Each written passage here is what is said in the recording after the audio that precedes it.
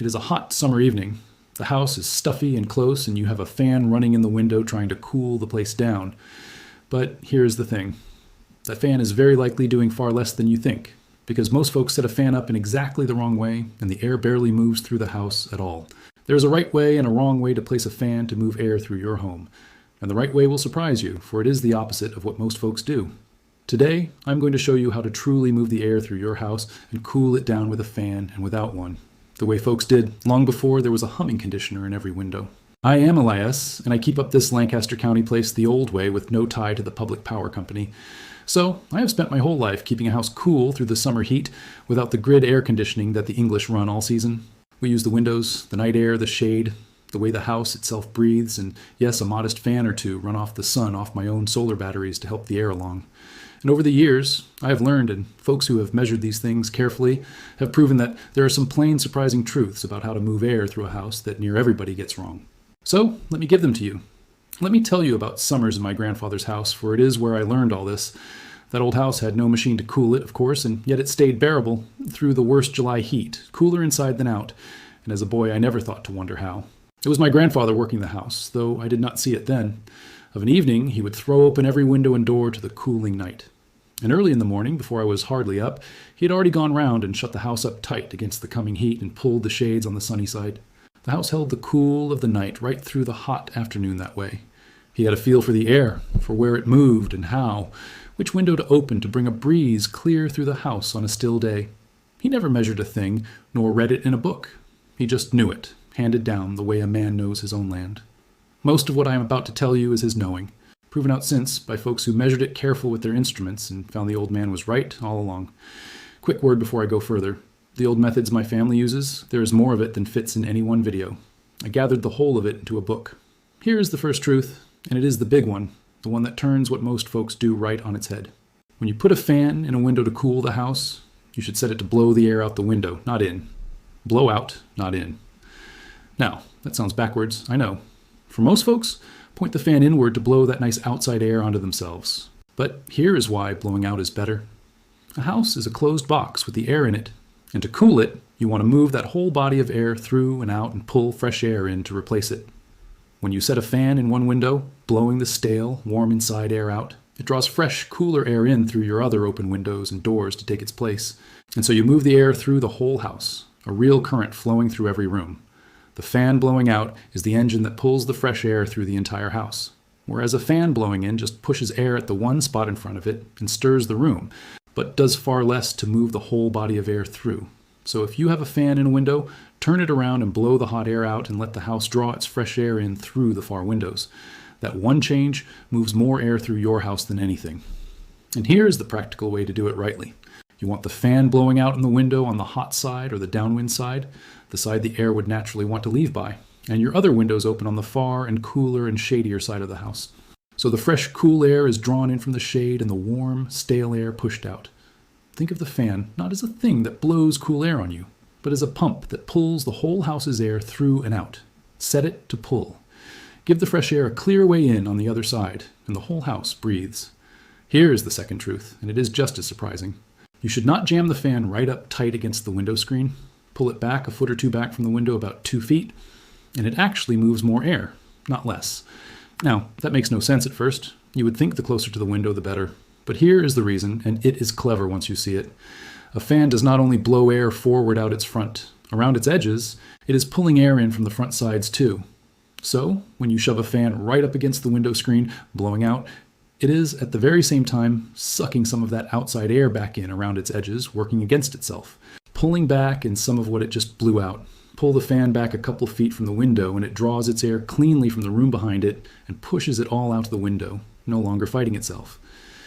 Folks who measured this carefully found the airflow climbs as you pull the fan back from the window up to about 2 feet, and past that, it makes little difference. So set your window fan blowing out, but back it off about 2 feet from the window. There's no need to go further than that couple of feet, and for about 2 feet, it makes little more difference. So 2 feet back is the sweet spot, far enough that it is not fighting itself. No further needed. 2 simple changes. Turn it to blow out and pull it back 2 feet. And you have likely doubled the air moving through your house with the very same fan you already had set the very same place. Just turned around and backed off. That is the whole beauty of it. It costs you nothing. Not a cent, just knowing. And here's the third truth, which follows from the first two and will save you money besides. It is not the size of the fan that matters most. It is where you put it. Folks think they need a great big box fan to move air and they jam it in the window. But a small ordinary fan, set back the right couple of feet and blowing out, will move as much air through your house as a great big box fan shoved up against the window. The big fan jammed in the window is fighting itself, sucking back its own air around the edges, while the little fan, placed right, does its job clean. So you do not need to go buy the biggest fan, nor run a great power-hungry thing. A modest fan, well placed, does the work, which means less money spent and less power drawn, whether you run it off the grid or, as I do, off the sun. Now, there is one kind of fan I will warn you about for this particular job, and that is the oscillating fan. The kind that turns its head back and forth, sweeping the room. That kind is poor at pulling air through a window. The reason is that such a fan draws its air in from all sides at once, all around it, rather than pulling it from any one direction. So, it is no good at drawing the air specifically from behind it and out the window. For sweeping a breeze across a room where you sit, the oscillating fan is fine and pleasant. But for the job of moving the whole body of air through the house and out a window, you want a plain fan that pushes steady in one direction, set back from the window, blowing out. Use the right fan for the job. But now here is the truth that matters most of all, and it is the one dearest to my heart, for it costs nothing and needs no fan at all. If there is even a light breeze blowing outside, you are far better off to simply open all your windows and let that breeze blow through than to run any fan at all. For the free wind that the Lord sends moving across your house will move more air, cooler air, than any fan you could buy or run. A fan moves a little air in one room. A cross breeze through an open house moves the whole air of the place freely, silently, for nothing. So before you ever reach for the fan, open up your house and feel for the breeze. Open windows on opposite sides of the house, so the breeze blows in one side and out the other. A cross draft straight through and you will cool the place better than any machine. And there is a knack to it that doubles its effect. The breeze comes in the windows on the side, the wind blows from and leaves by the windows on the far side. Now, here's the trick. If you open a big, wide window on the side, the breeze enters, but only a smaller opening on the side it leaves. The air must squeeze to get out, and squeezing it speeds it up, so it rushes through faster and cools you better, the way a river runs fast, where its bed narrows. So a wide way in and a narrower way out makes a brisk cooling draft. And open the inside doors between the rooms, so the breeze can run clear through the whole house and not be stopped at one room. A house thrown open right to a good cross breeze is the coolest and pleasantest thing there is on a summer day, and it costs not a penny. And that brings me to the older wisdom still, the way the old people cooled a house through a hot summer with no fan and no power at all, just by knowing how air moves. For air has its ways, and if you understand them, you can work them. Hot air rises always, and cool air sinks and settles low. So on a hot still day, if you open a low window down at the bottom of the house and a high window up at the top, a window upstairs or up high, the hot air rises and flows out the high window, and that draws cool air in the low window to replace it. A natural current flowing up through the house with no fan at all, just the natural rising of the warm air pulling the cool up after it. The old tall houses with their high windows and their cupolas knew this, drawing the heat up and out the top all on its own. The old barns are built on the very same notion, with their high vents up in the peak that let the hot air rise up out of the haymow and draw cool air in below, keeping the barn and the stock cooler with no power at all, just the natural rising of the warm air. You can work the same in your own house, opening a high window or an attic vent up top and a low window down below, and let the heat chimney its way up and out, pulling the cool up after it. The taller the distance between your low opening and your high one, the stronger that natural draft pulls. So, an upstairs window paired with a downstairs one works better than two on the same floor. And here is the heart of the old way of cooling a house, the rhythm of the day that the old people lived by, opening and closing the house to the cool and the heat. Through the night, when the outside air is cool, you open the house up wide all the windows and let that cool night air pour in and fill the house and soak into the very walls and floors, cooling the whole house down through the night. Then, and this is the part folks forget, in the morning before the day heats up, you close the house up tight, shut the windows and draw the shades, trapping all that cool night air inside and shutting the hot day out. A house closed up against the day's heat, full of the cool of the night, stays cool and shaded right through the hot afternoon, while the world bakes outside. Then, at evening, when it cools again outside, you open it all back up, cool it by night, close it by day. That simple rhythm kept houses bearable through the worst heat for generations, before there was any other way. And it still works, and it costs nothing. The reason it works so well is that a house is not just the air in it, but the very walls and floors and furniture, all of which hold the cool or the heat like a stone holds it. Fill the house with cool night air long enough, and that coolness soaks into the walls and the floors themselves, the heavy mass of the house, and then through the hot day, those cooled walls and floors give their coolness back into the rooms, keeping the place cool for hours after you have shut the windows. That is why a thick-walled old stone house or a deep cellar stays so cool.